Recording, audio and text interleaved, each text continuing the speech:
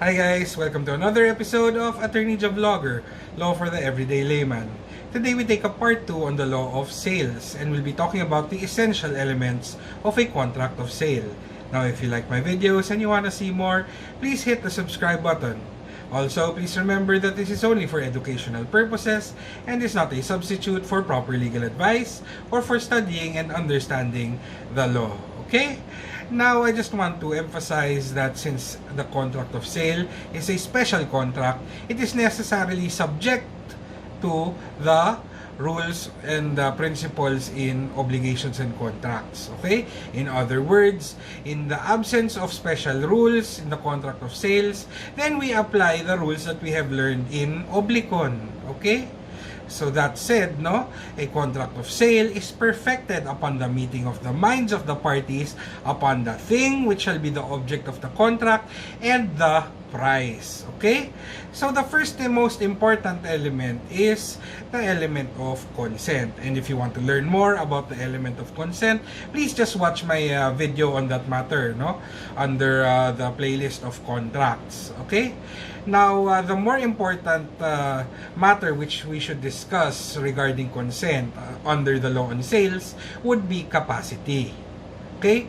Capacity to buy and sell. Now, the general rule is that all persons, whether natural or juridical, who can obligate themselves, meaning they have legal capacity to buy and sell, can enter into a contract of sale. Okay? But that's the general rule. However, there are exceptions. We have first the absolute incapacity, And when we say absolute incapacity, this refers to minors, insane or demented persons, deaf mutes who do not know how to write, or those under civil interdiction, I talk about this more in my series on contracts, Just remember, however, that in the case of minors, that in case necessaries are delivered to minors, the minor must pay a reasonable price therefore. And what are necessaries? They are everything which are needed for subsistence or to live. Okay? And please remember also the case of Mercado and Mercado versus Espiritu, where minors who represented themselves to be of legal age were bound to their contract of sale of land when they sought to have it annulled when they reached the age of majority. Okay? The court applied the principle of estoppel to hold the minors to their representation. Okay? Now, that was for absolute incapacity. Now, let's talk about relative incapacity, When we speak of relative incapacity, this has reference to certain persons or has relation to certain classes of property. For instance, the first one would say that sales between husband and wife are void, okay? They are void unless they have a previous marriage settlement which says that they have separation of property or there is a judicial separation of property. This rule is made so that we can prevent fraud upon third persons or to prevent one spouse unduly influencing the other. Okay? Second, the relative incapacity would be guardians when it comes to property of their wards. The guardians cannot buy the property of their wards. However, if they do, then the sale is merely voidable. Why? Because it merely concerns private interests. And the sale may be ratified, okay, once the guardianship terminates. Okay? Next would be the agents when it comes to the property under their administration or sale of things that belong to the principal. Okay? This is also voidable because it concerns private interests and is also subject to ratification. However, please take note that the agent can buy property belonging to the principal if it is not within the scope of his commission, meaning he was not asked to administer or sell that particular property. Okay? In that case, since it's not his job to administer or sell it, he can buy it. Okay? Also, in case the agency relationship has been terminated, then the agent can now buy those things belonging to the principal. Okay? Next, executors or administrators of the property of the estate they are administering or Okay? So, they cannot buy those properties. Again, this is also voidable since it only concerns private interests and it can be ratified. Okay? This prohibition, however, does not apply to the sale of hereditary rights, which are different. Okay? Next, prohibition, no? Public officers cannot acquire property under their administration which belongs to the government, its subdivisions, or GOCCs. This contract naman is void, okay? It's void. Why? Because it's the property, no? The custody of the property and administration thereof is vested with public interest, okay? And these public officers should not have vested interest in these public properties, no? Okay? Then next prohibition, no? Judges, prosecuting attorneys or lawyers, and clerks of court, no? They cannot acquire property which is subject of a pending litigation or in custodia legis. Okay? This is also void because of public interest, no? However, an exception would be the contingent fee of lawyers, meaning if in case property will be given to a lawyer upon his winning the case, that one will be valid. Why? Because the contingent fee only takes place after the final judgment. Okay? Now, there are some more prohibitions, such as aliens are prohibited from acquiring real property in the Philippines, no? Unless it's through hereditary or intestate succession, no? Also, an unpaid seller who has the right of lien or stoppage in transitu cannot purchase those things, no? Which are in transit. Or an officer conducting an execution sale cannot acquire the things subject of said sale, no? So those are the relative prohibitions, no? Or relative incapacity. Okay? Now we can move on to the next element of the object, no? The object can concern two things. It can concern rights or it can concern things itself, no? But if the object is a right, no, then the right has to be transmissible. Okay, meaning it's not purely personal. And an example of a purely personal right is the right to vote. You cannot transmit that. Okay, so the right must be transmissible and it must be licit. Okay? However, you cannot sell a future inheritance. That is prohibited by law. No? And it will become void, okay, in case it is sold. Why? Because you are contracting over something that has not yet happened, no? The inheritance pertains to the decedent who has not yet died, and you are already making that subject of a sale. So that is why the law says it is void, okay? Because rights to property, rights and obligation are only transmitted to the heir upon the death of the decedent, okay? And his inheritance will pass to the heir only upon his death. Before that, you cannot make a contract of sale over future inheritance, okay? Now, services also cannot be the proper object of sale. Okay, now we can move on to things, okay? When we talk about things, these things must be actual or possible, they must be licit, and they must be determinate or at least determinable, okay? First, let's talk about the general rule, no? The general rule in Latin is that nemo dat quod non habet. In other words, no one can give what he does not have, okay? So the general rule is ownership is only passed through delivery. But the law qualifies it and says that the seller only needs to have a right to transfer ownership at the time of delivery. Okay? At the moment that ownership is transferred. Okay? Now, exceptions to that rule on nemo non dat quod habet, no? Nemo dat quod non habet, no? Future things, okay? Future things may be the subject of a contract of sale. And what are future things? These are things or goods which may be manufactured, raised, or acquired after the perfection of the contract, no? Meaning that this contract over future things, since they are not yet in existence, so they do not physically exist yet, this means that the contract is only an executory contract, meaning to be performed, no? However, even if it's an executory contract, it is still a valid contract, okay? Upon acquisition of those things or upon their coming into existence, then now either party may demand the execution of the contract. And in case those future things do not come into being, then the seller may be held liable in damages for failure to acquire those future things. Okay, speaking of future things, let's talk about things with potential existence. Okay, this is known as the empture speratae. Okay, and in empture speratae, or sale of things with potential existence, this kind of sale is valid. Okay, it is subject to the suspensive condition that the thing will come into existence. Okay, however, if the thing does not come into existence, then the contract is merely extinguished. Okay? It will not come into effect. Now, this is also an executory contract, and the title will be vested in the buyer as soon as these things exist. Okay? So, empture speratae, some examples, no? Future crops, no? They will come into existence. They have been planted, but they are not yet ripe for harvesting, or milk from a cow, no? That is not yet ready to be drawn out from the cow. Okay? So those are valid objects of contract of sale. Okay? Now, let's go to emptious pay. What is emptious pay?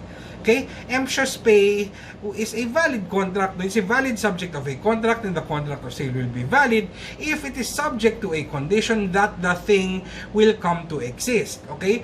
The object in emptious pay is the chance or the hope. Okay? It's the sale of a hope or expectancy. A very good example is a lottery ticket. No? When you buy a lottery ticket, you're not buying the prize, okay, of let's say 1 million pesos. No?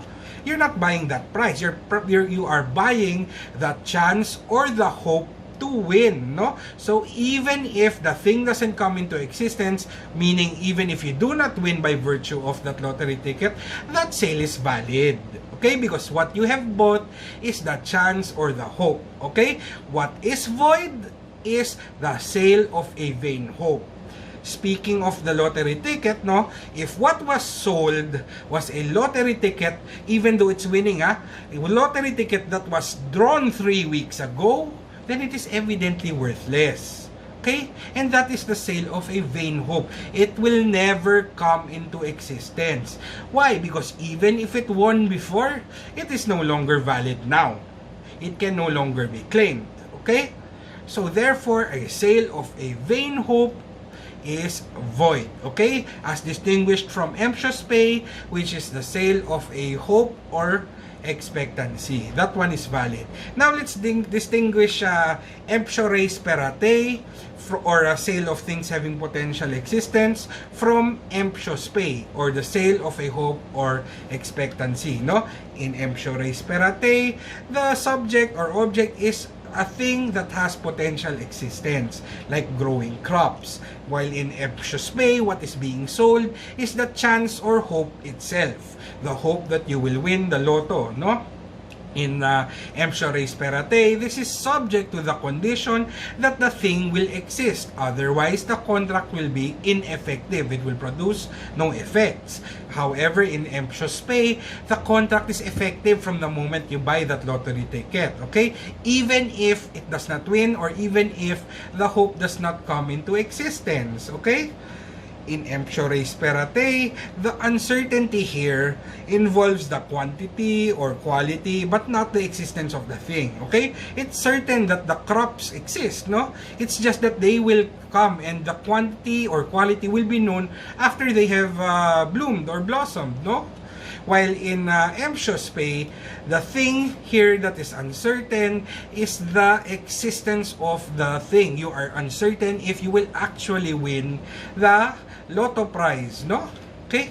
And finally, in case of empture speratae, this involves a future thing, but emptious pay involves a present thing. Okay? Because the chance or the hope is present. It is existing right here and right now. Okay?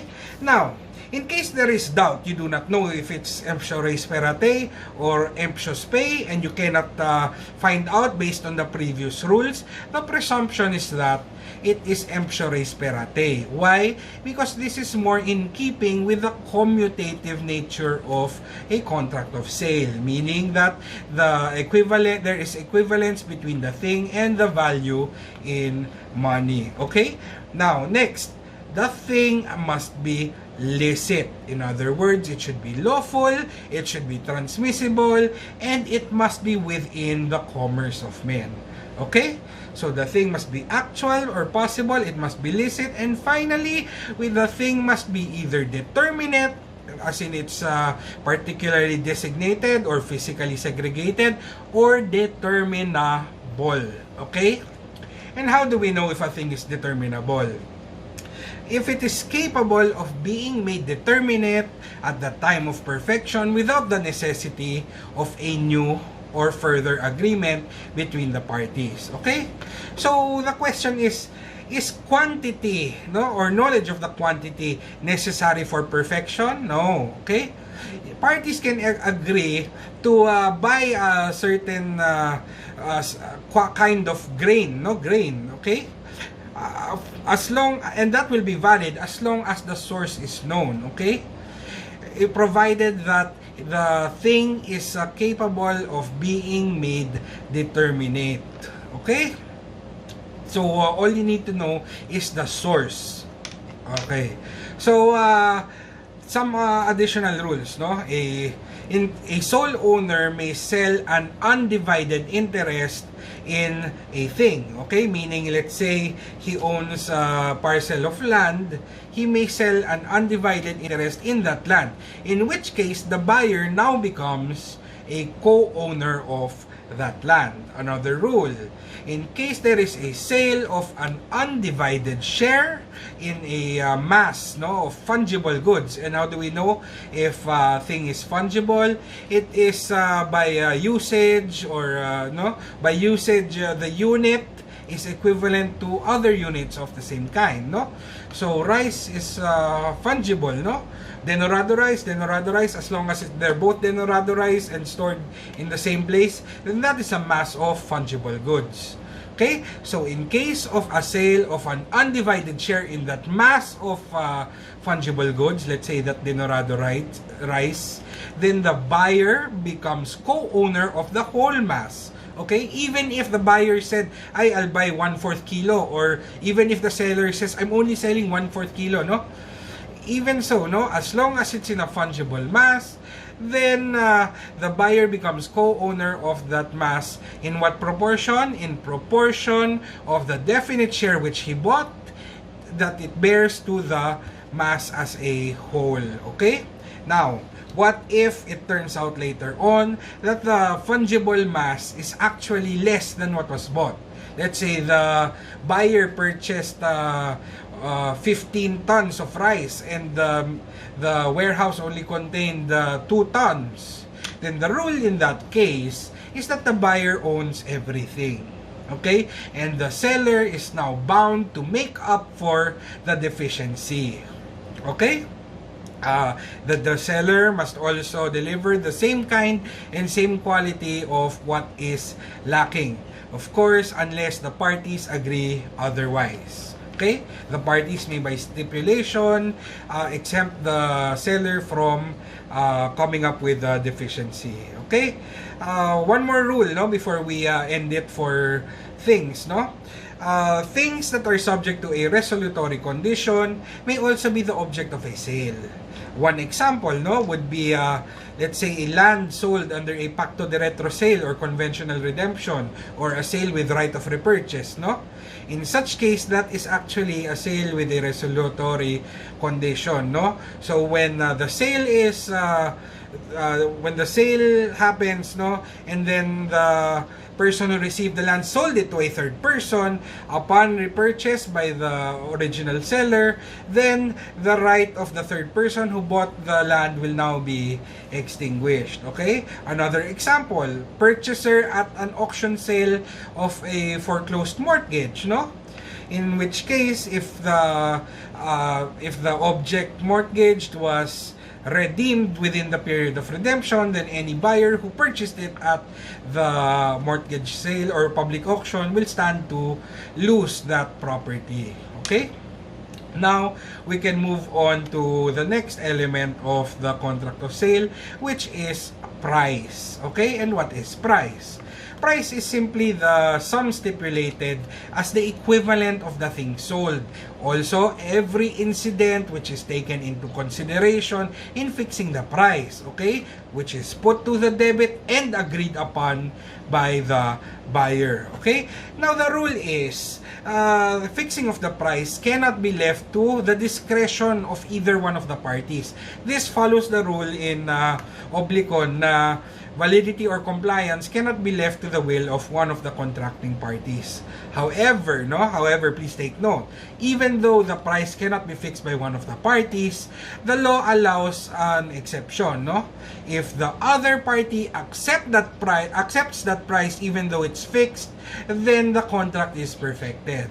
Let's put it in terms you may understand. When you go to SM or any other mall or department store, there are price tags, no? And that price is already fixed by the seller. Okay? So in that case, there was no more negotiation on your part. You had no participation in fixing that price. Technically, under the law, that should be void. But if you accept that price, then the contract is perfected. So the law allows that. Okay? So first requisite of price, no, for a valid price is that the price must be real. Okay? Meaning that it should not be simulated, no?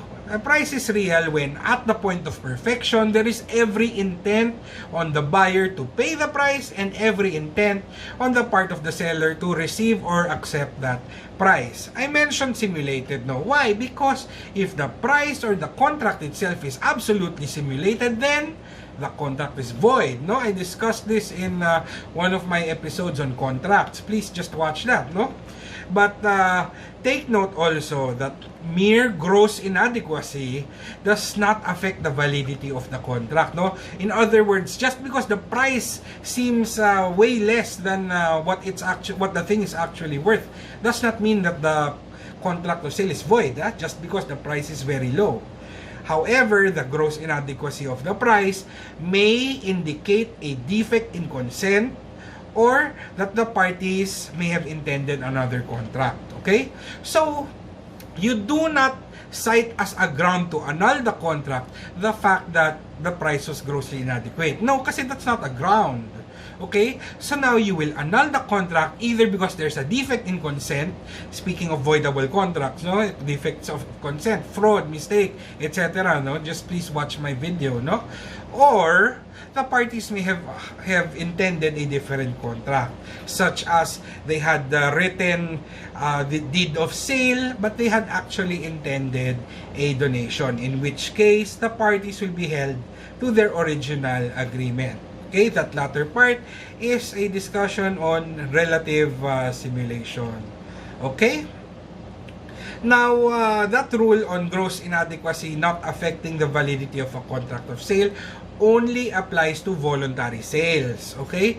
Because gross inadequacy of the price may be a ground to annul a judicial or execution sale. However, the price must be unconscionable or very shocking to the conscience, no? And again, that rule will not apply if there is a right of redemption. Okay? So that's it for the requisite that the price must be real. Let's go to the second requisite, no? The price must be certain, meaning that it's express or there is specific pesos and centavos, or if it's not certain, at the very least it should be ascertainable. Okay? And how do we know if the price is ascertainable? Well, the law gives us a few ways to gauge this, no? And very first is by reference to another thing which is certain, no? Some examples would be formulas or price of a certain thing, no? By comparison, and other examples, no? But that one would be a reference to another thing certain, okay? Second, the way of knowing that the price is ascertainable, if it is fixed by a specified third person who is appointed at the time of perfection. Okay, as a general rule, the determination by the third person of the price is binding upon the parties. Okay, now the only time it will not be binding on the parties is if the third person exercised bad faith or mistake, okay, and or disregarded instructions of the parties or the data provided by the parties, okay, and then the third person fixes the price arbitrarily. In this case, the courts will be the one to fix the price of the contract of sale. Okay, however, now take a look at this, no.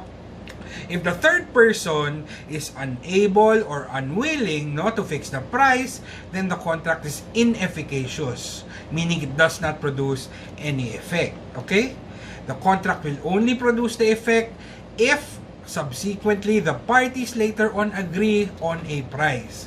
Otherwise, the contract will not produce any effect. Okay, next scenario, final scenario, in case of a third person, no, if the third person is prevented from determining the price by acts of either of the parties, then the innocent party may ask for specific performance, in which case the courts will fix the price, or a rescission with damages in either case. Okay, now the law gives us another way to determine certainty of the price, and this is for securities, goods, grains, liquids, or other similar items. No, they may be fixed, or the price thereof may be fixed on a definite day or a particular exchange or market. No, so let's say for securities, I will sell you this share of stock on the price of similar shares of stock at the price which is it is sold in the stock exchange on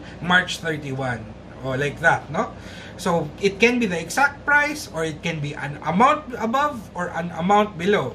Like, I will sell you this share of stock for 30 pesos plus the price of that share of stock in the stock exchange on March 31. Okay, like that. Okay, now the next way that the law allows us to ascertain the price is the default rule now. Okay, so if in the absence of all the foregoing rules, if you still cannot determine the price, then the rule is that the contract is inefficacious. It does not produce any effect. Okay, however, there is a modification, no? In case the thing was delivered to, or has been appropriated or taken by the seller, no? By the buyer, sorry. The thing has been delivered to or taken by the buyer, whether in whole or in part, no? Then the buyer has to pay a reasonable price, therefore. And what is reasonable is a question of fact, which will depend upon the circumstances of the case. Okay, this is only fair because the buyer should not be allowed to unjustly enrich himself at the expense of the seller. Okay, next requisite of price is that the price must be in money or its equivalent. Okay, in other words, this is the requirement that there be a valuable consideration. It may be legal tender, in which case just watch my episode on payment, no, to find more about legal tender, no, or its equivalent. An example would be 100 pesos worth of Lucky Me Pancit Canton. That is its equivalent, no, equivalent of money. And the final requisite of price is that the manner of payment must be agreed upon. Okay, in other words, should it be straight payment, installment payment, etc. No? Because if the manner of payment is not agreed upon, then there is defective consent. In other words, the contract was not perfected because the parties were not able to agree on the manner of payment. Okay, so again, the requisites of price are that it should be real, it should be certain or ascertainable, it should be in money or its equivalent, or and the manner of payment must be agreed upon. Okay, so that's it for the elements of a contract of sale, namely consent or capacity, thing must be licit, and determinate or determinable, and price must be real, certain or ascertainable, money or equivalent, and manner of payment must be agreed upon. So that's it nga for the elements, and I hope to see you for the next episode. I hope you picked up a thing or two. See you again soon. Bye!